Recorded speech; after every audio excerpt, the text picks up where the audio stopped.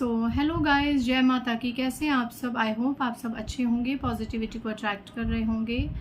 Guys, देखते हैं आज डिवाइन डाउनलोड्स के ज़रिए आपको क्या मैसेजेस देना चाहते हैं। जो भी आपके लिए आज की रीडिंग में जानना ज़रूरी है तो हम फाइंड आउट करने की कोशिश करेंगे। इससे पहले गाइस, जिन्होंने मेरे चैनल को सब्सक्राइब करा है उन्हें थैंक यू सो मच, और जिन्होंने नहीं करा है प्लीज़ मेरे चैनल को लाइक कीजिए, सब्सक्राइब कीजिए और शेयर कीजिए।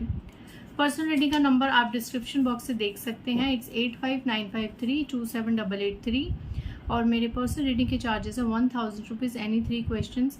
गाइस प्लीज़ व्हाट्सएप कीजिए, कॉल मत कीजिए। चलिए देखते हैं कि क्या है आज के डाउनलोड्स। एंजल्स, ईश्वर, डिवाइन, जिस भी शक्ति से आप जुड़े हैं वो आज की रीडिंग में आपको क्या बताना चाहते हैं। ओके, 3 कार्ड्स आए हैं। Forgive and move ahead in life, but do not forget that what people have done with you. Okay, पहला थोड़ा सा रिवर्स में आपको दिखेगा। उन लोगों को माफ कर दीजिए जिन लोगों ने आपका कहीं ना कहीं दिल दुखाया है। माफ करके यहाँ पे आगे जरूर बढ़िए, लेकिन भूलिए मत कि लोगों ने आपके साथ पास्ट में क्या किया था, क्योंकि अगर आप भूल जाएंगे तो बहुत ज़्यादा चांसेस हो जाते हैं उन लोगों की वही गलतियां रिपीट करने का। ठीक है, क्योंकि मैं आपको यहाँ पे एक चीज़ बता दूं गाइस कि जब कोई एक बार आपको धोखा देता है ना तो वो उसकी गलती होती है। कोई एक बार आपको मूर्ख बना के चला जाता है, कोई एक बार आपको यूज़ करके चला जाता है, आपके साथ खेल के चला जाता है, तो जाहिर है उसने गलत किया। उसने आपके जैसे पर्सन को लूज़ किया थोड़े से अपने स्वार्थ के कारण। लेकिन जब वही इंसान दोबारा आपको चीट करे, दोबारा आपको यूज करके चला जाए, तो वो गलती उसकी नहीं होती, वो आपकी होती है। क्योंकि आप फिर इतने मूर्ख होते हैं कि ऐसे इंसान पे दोबारा से आप विश्वास कर लेते हैं। जिस इंसान ने आपको एक बार धोखा दे दिया वो दोबारा भी धोखा दे सकता है। इस चीज को आप कभी मत भूलना। बहुत कम केसेस में ऐसा होता है, ऐसे कार्मिक चीजें होती हैं कि किसी ने आपको धोखा दिया होता है, किसी ने आपको बहुत ज्यादा दिल दुखाया होता है, बट जब उसे ईश्वर की मार पड़ती है, उसे ईश्वर की ठोकरें पड़ती है और वो सच्चे दिल से आपके पास आके माफी मांगता है, तो ऐसे बहुत कम केसेस होते हैं जहाँ पे सच में कोई सुधर के आपके पास आता है। बट ज्यादातर, और अगर सच में कोई सुधर के आता है, पूरे अपने कर्मास को रिलीज करके आपके पास आता है, तो सच में वो बहुत लॉयल तरीके से आपके पास आता है। फिर वो दोबारा जीवन में आपको उस तरीके से धोखा दे नहीं सकता, क्योंकि उसने वो ठोकरें खा ली होती हैं। बट ऐसा होता है बहुत रेयर केसेस में, 10 से 20% लोगों की लाइफ में ऐसा होता है।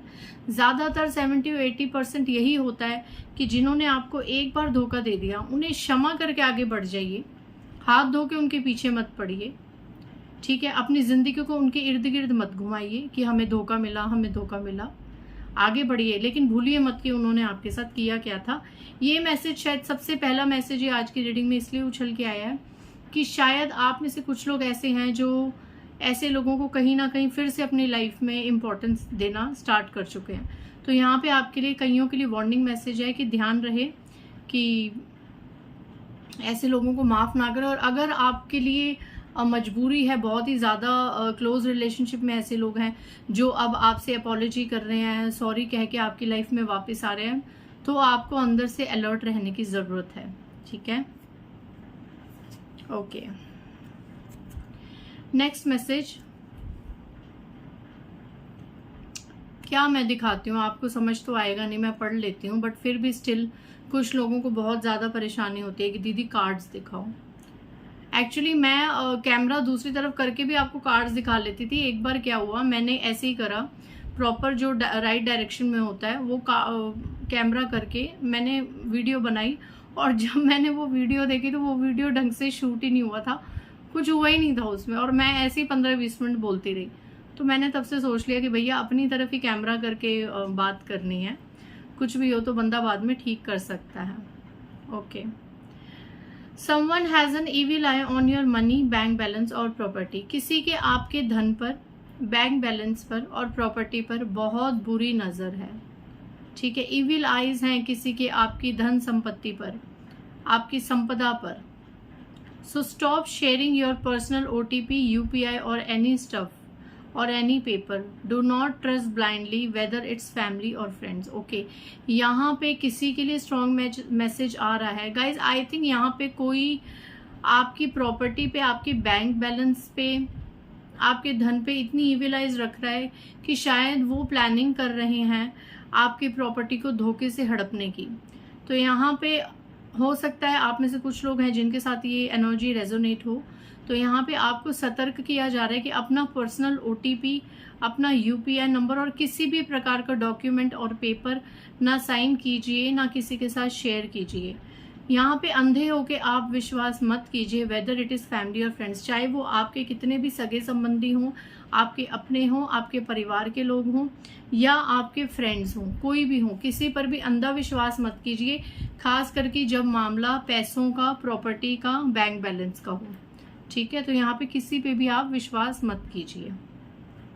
Okay, next message, you can face a very strong trigger in near future but after that you will find your life purpose and your soul will awake. Okay, कुछ लोगों के लिए यहाँ पे आज की रीडिंग में एज अ वार्निंग मैसेज ईश्वर ने डाला है कि आने वाले किसी भी समय में, नियर फ्यूचर में आपके साथ एक बहुत बड़ी घटना हो सकती है. ठीक है, आप एक बहुत ही स्ट्रॉन्ग ट्रिगर को फेस करने वाले हैं. बहुत ही बड़ा कोई कलह कलेश, कोई लड़ाई झगड़ा आपकी लाइफ में होने की पूरी चांसेस हैं. सभी नहीं बट कुछ लोगों से ये रेजोनेट हो रहा है. ऐसा कुछ बहुत बड़ा घटित होगा आपकी लाइफ में जिससे आपकी लाइफ हिल सकती है. कुछ दिनों के लिए आपकी लाइफ डिसबैलेंस हो सकती है. कुछ पलों के लिए आप नम हो सकते हैं. आपको समझ नहीं आएगा कि मेरे साथ ही क्या चीजें हो गई. बट यहाँ पे कह रहे हैं कि अगर ऐसा सिनेरियो किसी के साथ भी आने वाले समय में होता है तो पेशेंस बनाए रखिए, धैर्य बनाए रखिए, सब्र रखिए, क्योंकि फ्यूचर में इसी ट्रिगर की वजह से आपको बहुत ज़्यादा क्लैरिटीज मिलने वाली हैं. आपको सब चीज़ों से डिटैच होकर अपना लाइफ पर्पस मिलने वाला है और आपकी जो सोल है वो जागृत होने वाली है. फ्यूचर में योर सोल विल अवेक. तो आत्म जागृति तो बहुत दुखद घटनाओं के बाद होती है गाइस. तो यहाँ पे कोई बहुत बड़ी घटना होने वाली है आपकी जिंदगी में.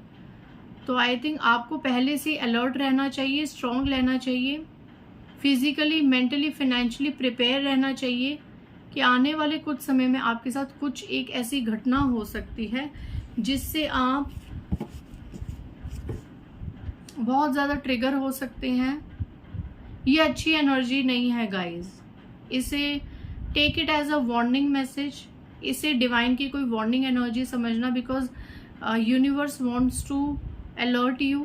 आपको अलर्ट करना चाह रहे हैं यूनिवर्स कि थोड़ा सा फिजिकली और मेंटली प्रिपेयर रहिए, स्ट्रांग रहिए. कुछ ऐसी चीज़ें घटित हो सकती हैं जो आपकी फेवर में नहीं है आने वाले समय में, लेकिन उसके बाद जब आपको क्लैरिटी मिलेगी तो आपकी जो आत्म जागृति होगी और उसके बाद आप स्पिरिचुअल अवेक होंगे. तो ये किसी के लिए यहाँ पे स्ट्रॉन्ग मैसेज है. Bottom of the deck last message देख लेते हैं. People deep down know that nothing and no one can harm you because you are protected, but still they are taking risks by doing black magic rituals or law of attraction. यहाँ पे अंदर ही अंदर लोगों को ये अच्छी तरीके से पता है कि आपको कोई भी रिचुअल कुछ भी हार्म नहीं कर सकता क्योंकि आप प्रोटेक्टेड हैं. आप दिव्य शक्तियों के संरक्षण में हैं. आप बहुत ज़्यादा सुरक्षित हैं. पर फिर भी वो इतने ढीठ हैं, उनको लगता है कि अब ये रिचुअल हमारा काम करेगा, अब ये और स्ट्रॉन्ग हम करवा रहे हैं या कर रहे हैं तो अब ये काम करेगा, अब ये काम करेगा. ऐसे करते करते दे आर टेकिंग रिस्क. इस तरीके से वो ब्लैक मैजिक रिचुअल्स या लॉ ऑफ अट्रैक्शन की कोई ना कोई टेक्निक पूर्णिमा पे, अमावस्या पे आपके ऊपर किए जा रहे हैं क्योंकि वो ढीठ हैं. अंदर से उनको पता है कि आप पे कुछ भी असर नहीं करेगा. You are divinely protected. But still वो अपने कर्मास ऐड कर रहे हैं क्योंकि वो भी तो अपना घड़ा भरेंगे ना. वो उनका घड़ा जब तक नहीं भरेगा तब तक आपको जस्टिस कैसे मिलेगा. तो यहाँ पे यही चीज़ हो रही है कि सब कुछ जानने के बावजूद भी आपके हेटर्स आप पे ब्लैक मैजिक और रिचुअल्स करने से बाज नहीं आ रहे. उन्हें लग रहा है कि कभी ना कभी उनकी जीत होगी, लेकिन उन्हें ये नहीं पता कि वो अपना ही कर्मा कर रहे हैं खराब और अपने लिए ही गड्ढा खोद रहे हैं. तो आप टेंशन मत लीजिए. डिवाइन कह रहे हैं, मे बी मैं ये भी कनेक्ट कर पा रही हूँ कि जो लोग अभी भी ढीठ होकर आपके ऊपर रिचुअल्स कर रहे हैं, शायद उसका कोई असर हो कि आपकी लाइफ में एक स्ट्रॉन्ग ट्रिगर आ सकता है आने वाले समय में. तो you have to be alert. Please Bajrangbali के मंदिर जाया कीजिए, भोलेनाथ के मंदिर जाके उन्हें जल चढ़ाया कीजिए, रोज सूर्य देव को जल चढ़ाया कीजिए, माँ काली की शरण में जाइए, पूजा पाठ कीजिए, मंदिर जाइए। जिस धर्म से आप बिलोंग करते हैं वहाँ के धर्म से, जैसे गुरुद्वारा है, मस्जिद है, चर्च है, यहाँ जाके वहाँ के वाइब्रेशंस में बैठिए, वहाँ की वाइब्रेशंस को फील कीजिए और अपने ऑरा को स्ट्रॉन्ग कीजिए और पावरफुल कीजिए, क्योंकि यही चीज़ें आपको नेगेटिविटी से रेस्क्यू कर सकती हैं। सो आई होप आज की रीडिंग से आप लोग अलर्ट होंगे और आपको कुछ क्लैरिटी मिली होगी। मिलते हैं नेक्स्ट रीडिंग में। बाय गाइस, जय माता दी।